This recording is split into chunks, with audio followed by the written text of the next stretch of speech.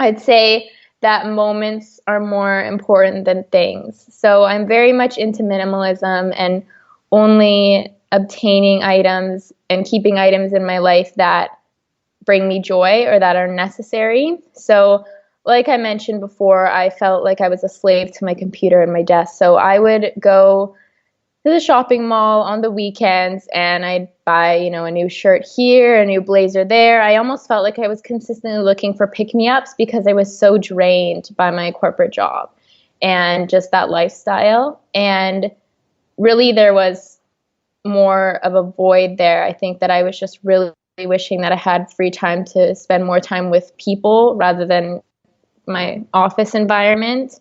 And so I definitely say that through minimalism and just kind of finally minimizing my life down to a suitcase, I realized that I just value experience and travel and meeting new people and inspiring people through YouTube to be more of what definitely makes me happy and makes me feel fulfilled. And it feels like it is my passion, and I'm finally able to live my passion because I was able to minimize everything. So I'd say that that's a big lesson for me, was just finally kind of ditching that keeping up with the Joneses mentality and just kind of living with only the things that make me happy and and surrounding myself with people who make me happy and feel inspired.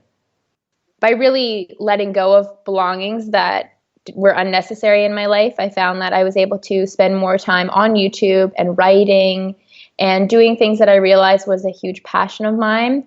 Also spending time with people, having conversations with new people.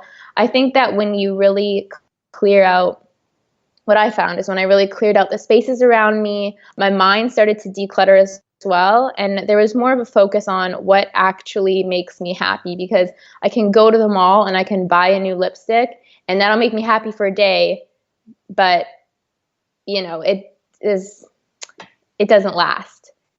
It doesn't last. So I think that actually do have a video on my channel about 10 ways to spend free time. It gives people examples of maybe join like a new fitness class, or maybe finally start training for that half marathon or marathon you want to do, or paint or learn something new, or join some type of cooking class with your best friend, something to build memories and experiences. Or maybe you could even pick up a part-time job to pay for a trip that you would really like to go on. It's just kind of really focusing on what actually makes you happy and what you actually want for your life.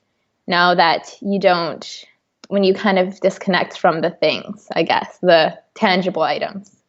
If that makes sense. I hope that makes sense. Hey, this is Veronica. So, I received a guitar from my father when I was about 15 years old. And I played it for 2 years in high school. And after high school, I was kind of like the troublemaker kid. And it went with me everywhere, but it usually stayed in storage. It was very rare that I brought it out, usually after way too many drinks. And I kept it with me everywhere I went, house to house, several moves. I kept it with me. It was something I had from my dad prior to his stroke. And he never really got to see me play it or learn it and stuff like that. So I don't know why, but I just kept it. I could have sold it. I could have sold it for a lot of money, actually. I've had offers several times, but I never did. And last year, my house got broken into and it was stolen. And that bothered me like no other. That bothered me, and it still bothers me. I got a lot of things stolen. I got photo albums stolen, which I thought was weird. I got my clothes stolen in that event. I lost a lot of things. But nothing bothered me more than the guitar. And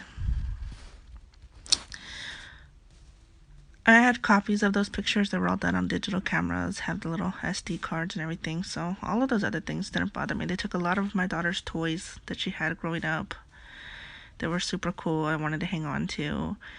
They took, newer stuff. I mean, they took Christmas decorations. They took several things.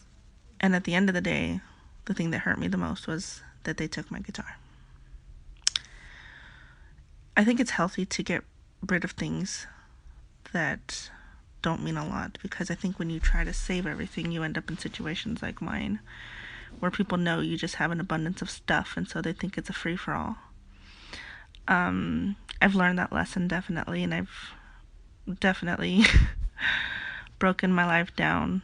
Not really by choice, kind of, because they took everything, and I didn't have a choice. But when I think about things now, when I go to the store and buying things, I try to just see them as all things in life that are temporary. I agree with you. The time spent and whatnot is much more important than the items. And there are those items that have extreme sentimental value, but at the end of the day,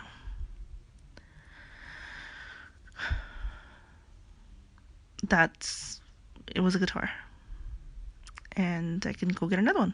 They sell them at the store, so it won't be the same one, but I can definitely get another one.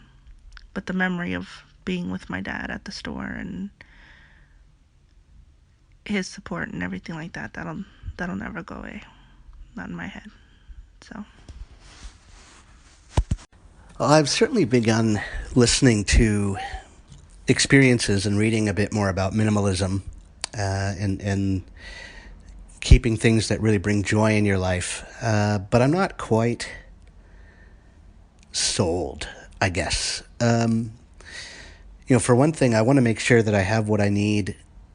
And to some extent, because I can't sort of get necessarily to shops and things as easily, I have to think ahead and try to make sure that I've planned ahead for possibilities so that I have what I need, and it's not an emergency that I need to call on people to help me deal with, right? I want to be as unburdensome as possible, and part of that means having stuff around that helps me do what I need to do in life and to some extent want to do in life. There's also, if it doesn't sort of, if it isn't a strain to carry, why get rid of it? I happen to be a bit of a book, in terms of digital stuff, I'm a pack rat.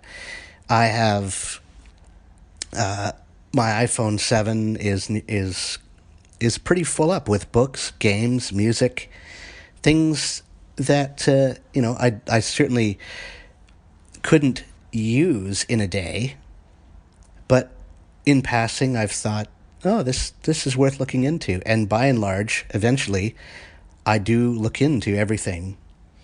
It might take a while, but given my tendency towards sleeplessness and other long stretches of time where I can't really spend it with people, because they're hopefully sleeping,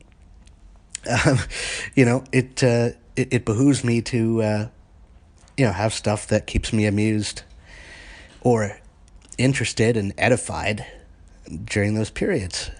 So, to some extent, I question it. Plus, I've had instances where, I was encouraged to declutter after coming home after a separation, and I did. I threw out a lot of stuff, including a disc of notes that I made on a project that I really wish I hadn't thrown out. So I've had incidents like that where I've gotten rid of stuff that later I dearly wished I've kept and still had around. So I've experienced that side of it too. So I'm cautious now when it comes to getting rid of stuff. I certainly